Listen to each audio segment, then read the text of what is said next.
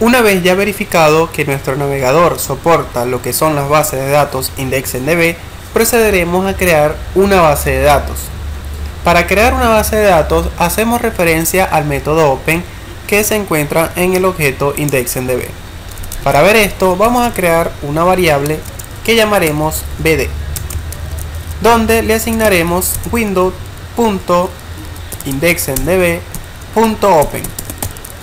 Este método de IndexedDB, el método open, lo que hace es abrir y crear la base de datos. En este caso el método open recibe dos parámetros. El primer parámetro es el nombre de la base de datos. Yo le voy a poner curso IndexedDB. El segundo parámetro que recibe esta base de datos es la versión. En este caso le diremos que será la versión 1 de esta base de datos.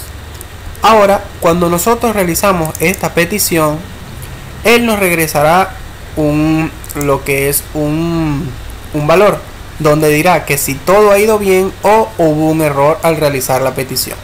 Para ver eso, le decimos y hacemos referencia a la variable bd que hemos creado y le decimos que un success, o sea que si todo ha ocurrido perfectamente, va a ejecutar una función que lo único que hará por ahora será escribir en la consola que se ha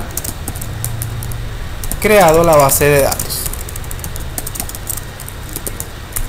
De lo contrario, si hubo un error, hacemos referencia a onError y le decimos que va a ser una función que lo que hará va a ser escribir en la consola: no se pudo crear la base de datos.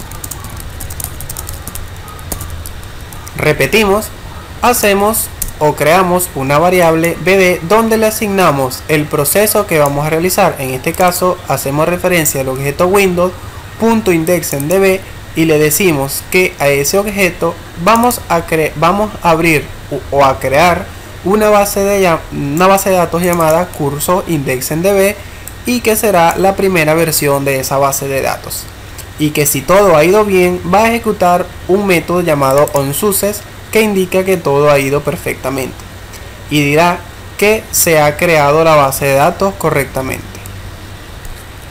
Ahora lo que nos falta es aquí en las funciones.